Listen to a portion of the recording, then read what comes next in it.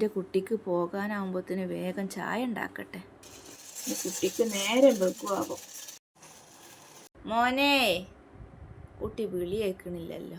ഉമ്മാൻ്റെ കുട്ടിക്ക് ചായയും കടിയൊക്കെ എടുത്ത് വെച്ചിരിക്കണം കേട്ടോ. വേഗം വന്ന് കുടിച്ചാളി.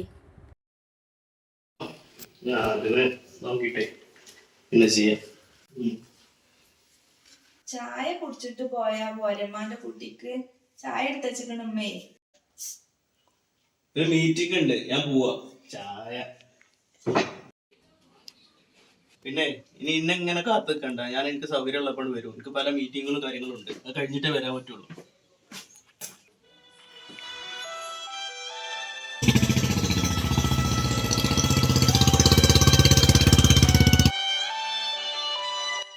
എൻ്റെ കുട്ടി എന്നോടൊന്ന് ചിരിച്ച് കാണ്ടൊന്ന് പോകാട്ടമ്മ എന്നോ കൂടിയും പറയണില്ലല്ലോ.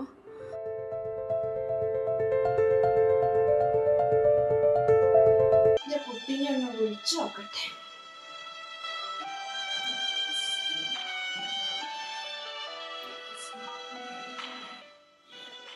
ബെല്ലങ്ങനെ അടിച്ചുന്നുണ്ട്, എടുക്കണില്ലല്ലോ. ആരെങ്ങനെ വിളിക്കണേ? വീട്ടിൽ നിന്ന് ഉമ്മയാണ്.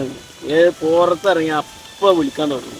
ഒരു സൗകര്യമല്ല. നമുക്കവിടെ പോയി ഇരിക്കാനോ ഒന്ന് സംസാരിക്കണോ ഒന്നിനും ഒരു സൗകര്യമില്ല. എന്റെ കുട്ടിക്ക് നേരല്ലാഞ്ഞിട്ട് എന്നെ കൊടുക്കാത്തത്. എനിക്കുള്ള പണിയേക്കും. എന്റെ കുട്ടി ഭക്ഷണം കഴിച്ചോ ആകോ.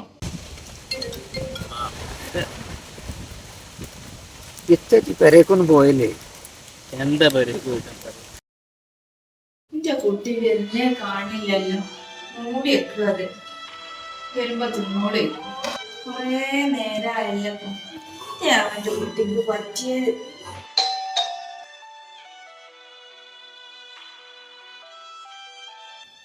എന്റെ കുട്ടി വന്ന് തോന്നുന്നു. ഉമ്മാന്റെ കുട്ടി വന്നാ? ഇത് നേരം വരികയാണെ ചോറെടുത്ത് വെച്ചിക്കണമ്മ. ചോറൊക്കെ ഞാൻ തിന്നിക്കണ്. ചോറ് അങ്ങനെ വളർത്തിണ്ടാക്കിയതാ ഞാൻ ഓനെ. ആരാന്റെ പെരീക്ക് വേലക്ക് പോകുമ്പോഴും ഞാൻ ഓനെ കൊണ്ടുപോകും. അവിടുന്ന് വന്ന് പെരിയിലെ പണിയെടുക്കുമ്പോഴൊന്നും ഞാൻ ഓനെ നിലത്ത് വെക്കലില്ല. ഇനി ഒക്കത്ത് കെട്ടി തന്നെ എല്ലാ പണിയെടുത്തിനിയത്. ഒരു ദിവസം ഹംസാജിൻ്റെ അടുക്കൊരു ആന വന്നപ്പോൾ ഓൻ ആ ആനനെ കണ്ടപ്പോൾ ആനപ്പുറത്ത് കയറണം എന്ന് പറഞ്ഞു. ആര് കേട്ടണ്? ഇച്ചന്ന് പെരോ ഊരവേദനേനി. എന്നാലും ഞാൻ ഓനെ എൻ്റെ പുറത്ത് കയറ്റി. ഞാൻ ആനയായി കണ്ട് അങ്ങനെ കളിപ്പിച്ചു. വലിയ തിരുപ്പതിയായിനി ഓനതൊക്കെ. അങ്ങനെ ആനക്കളി കളിച്ചണതൊക്കെ അതൊന്നും ഇപ്പോൾ ഓൻ ഓർമ്മല്ല. അന്നിപ്പോൾ ഒരുവിധം വലുതായിക്കണം. ഓനൊന്ന് വലിയ ആളായിട്ടെങ്കിലും എനിക്കൊന്ന് സുഖാവെന്ന് വിചാരിച്ചു. ഇപ്പം എൻ്റെ മുഖത്തേക്കൊന്ന് നോക്കാനോ ഒന്ന് മുണ്ടി പറഞ്ഞും കുത്തിരിക്കാനോ അതിനൊന്നും ഒഴിവില്ല. തിരക്കന്നേക്കൂ.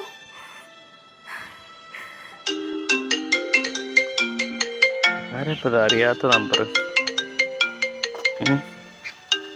ഏതായാലും എടുത്തു നോക്ക്. ഹലോ ഹലോ, ഇത് നിഹാലല്ലേ? ആ, ഇതാരായിരുന്നു? ഇത് ആസ്റ്റർ മദർ ഹോസ്പിറ്റലിലാണ് കേട്ടോ. നിങ്ങളുടെ ഉമ്മ ഹോസ്പിറ്റലിൽ അഡ്മിറ്റ് ആണ് കേട്ടോ. പെട്ടെന്ന് വരണേ. എന്ത് പറ്റിയതാ? BP വന്ന് സ്ട്രോക്ക് വന്നതാണെന്നാണ് കേട്ടോ ഡോക്ടർ പറഞ്ഞത്. അപ്പം സംസാരിക്കാൻ പറ്റുന്നില്ല. അതുകൊണ്ട് എത്രയും പെട്ടെന്ന് വരണേ. ആണോ? ഞാൻ പെട്ടെന്ന് വരാം.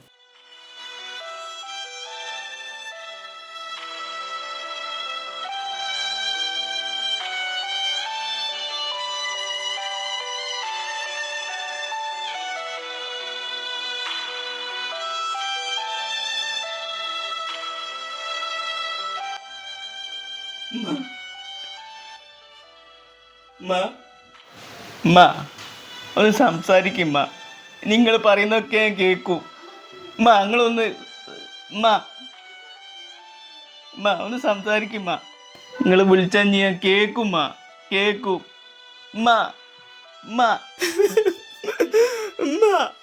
ഞാൻ തെറ്റ് ചെയ്തു. ഉമ്മാനെ ഞാൻ മൈൻഡ് ചെയ്തില്ലായിരുന്നു. ഉമ്മാനെ ഞാൻ അവഗണിക്കലായിരുന്നു പലപ്പോഴും. ഒന്ന് സംസാരിക്കുമ്മ.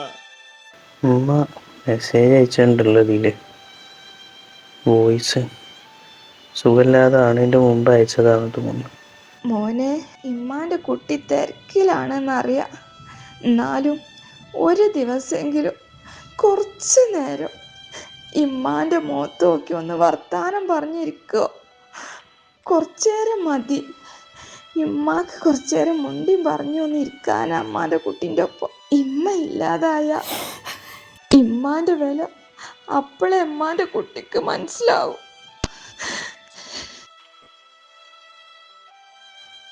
ഡോക്ടറെ, എന്താണ് ഇപ്പം ഉമ്മാൻ്റെ അവസ്ഥ?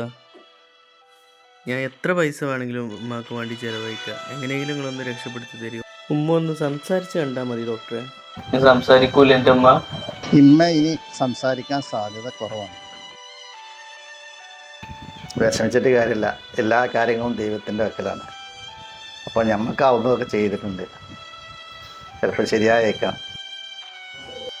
നല്ല മഴ വരുന്നുണ്ട്, നമുക്കൊന്ന് പുറത്തിറങ്ങി നോക്കാം. കുറേ ആയില്ലേ. എണീക്ക് എണീക്ക്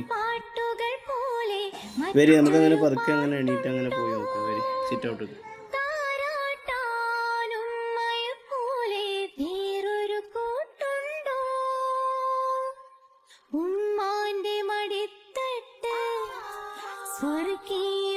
വരി പതുക്കെ.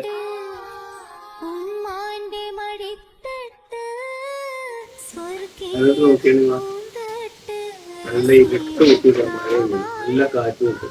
ജനൽക്കൂടി അല്ലാതെ കണ്ടിട്ട് ഇത്ര കാര്യമാണ്. അതേപോലെ തന്നെ പ്ലാവുമ്മ നിറച്ച് ചെറുത്ത കുഞ്ഞുങ്ങളോട് വന്നത് കുളിച്ചിട്ടല്ലേ. ഏതായാലും ഇങ്ങനെയൊക്കെ ആയല്ലോ.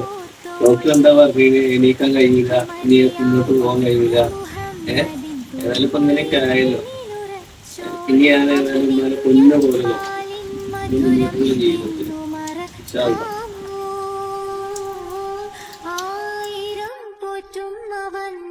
സ്വന്തം പെറ്റു